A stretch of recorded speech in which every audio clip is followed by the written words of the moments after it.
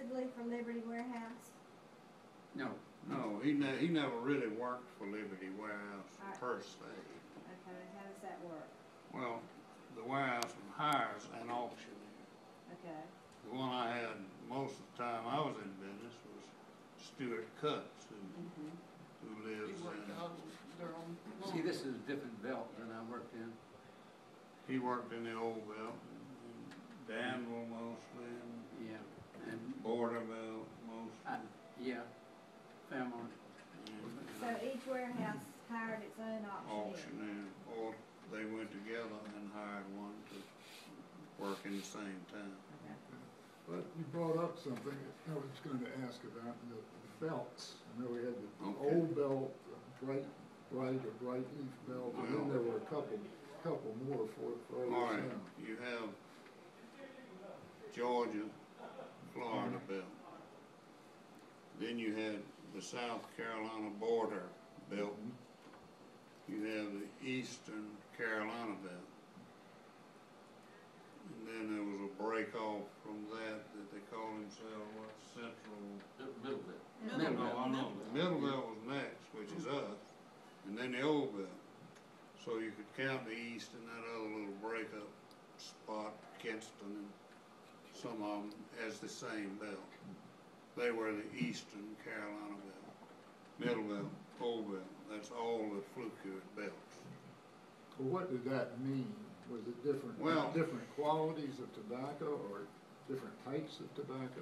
Not all the same type tobacco, but they had different souls, and tobacco in Georgia matured a whole lot sooner than They tobacco. opened consecutively as they came up, didn't they? From Yeah, Old Belt matured later.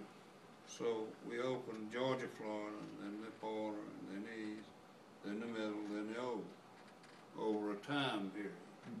So it had to do with when the tobacco... Yeah, it was ready to And sell, the personnel could move from belt to belt. the other belts to. Paige, did you do much moving from belt to belt, or did you stay in the old Well, belt? I sold at the middle belt in Fairmont, and then I went up to Danville, Virginia, which is the old belt, and then into Lexington, Kentucky, which is Burley. Yeah, and the Burley markets is another ball game. They don't grow the same type of tobacco either. And some of that starts in Asheville, mountains. He has a question. Yeah, yes, sir. Yeah, we know that the Liberty is the last auction house in Durham, but do we know its exceptionalism within the state? Are there other auction houses that still exist? I'm sure there's some still standing. Is this on the order maybe of tens or fewer or more than that? I have no idea. A lot of them went into a real bad state of disrepair, and some of them may be being used now for some other purpose. I don't know outside of Durham what's left. Excuse me, I was just going to say, I think the thing that's important about it is what the tobacco business did for this city. That's why we're thinking about trying to save Liberty. It had a lot of good things going on in it. The scrap exchange, the foundry that was added on to the back corner, which did some of this fine metal work. They created the Durham bull that you see downtown, was made right there in Liberty Warehouse. And all of a sudden, that doesn't exist anymore, and that was not that long ago that happened. The Scrap Exchange is a real great organization that you take stuff in and it's not thrown away and thrown in the dump. It's reused. It's a green scene. You know, some of you people think that way, and I do. I'm beginning to think that way more. But anyway, we had some metal workers, artists.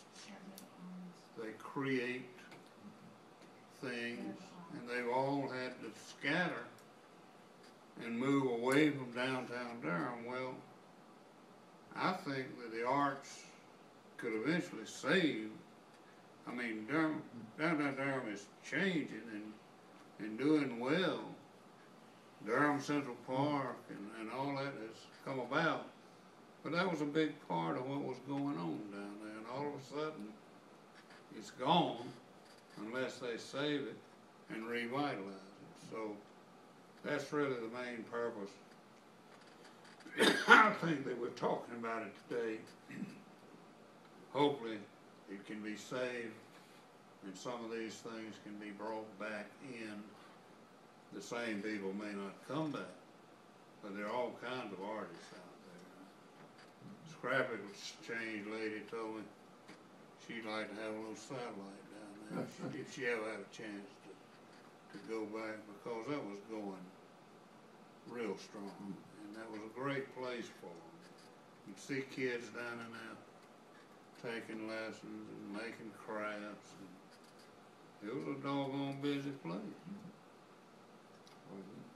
And there were some real good tenants in there. They're all gone now. They had to go because it had to be condemned. It was not a safe building to be in unless they fix it.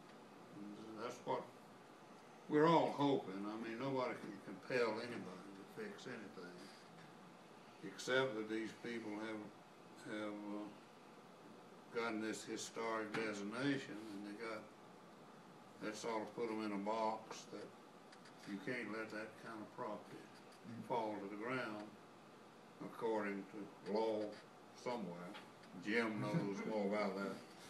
I'm not a lawyer or don't really think that way, but hopefully that can come to play and they can say, okay, you people need to fix this building and hopefully do something respectful with it, and then we'll all breathe easy.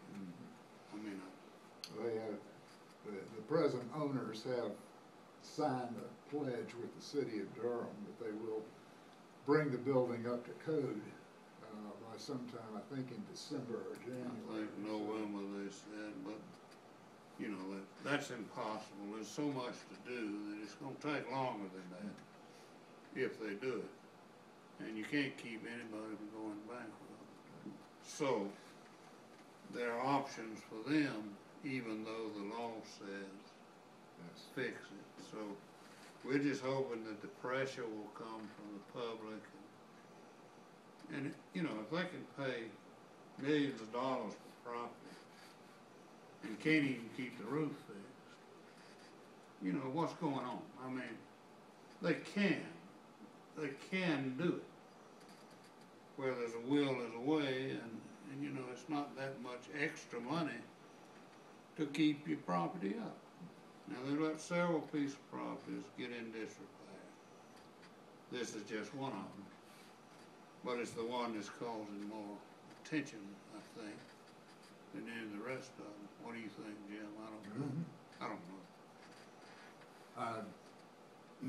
You know. I don't know. I see work going on in that building, and my last report from It's 2 spots. The hundreds. Yeah. So I see work going on. Yeah. What Well, it's accomplishing. that's a plus. You know, I hope they keep on working. Got more to do. But it's really none of my business, because I sold it, and you know, it's not up to me to make a call on what they do with it. But I think Durham has a stake in it. They own half of the big brick wall that runs along beside it. You know, on account of they bought the property beside it, and it was a party wall. And the foundry was given to the city. And I gave them a little space beside it so they could work the foundry, and that's no longer in play, and they've even had to get out of the foundry. And that's sad. I mean, Central Carolina Bank gave that to the city of Durham on their exit from Durham. They wanted to do something nice for Durham, and that's a nice little chunk that's added on back there to the tune of about $350 grand. That was not a small gift. I'd like to see that preserved.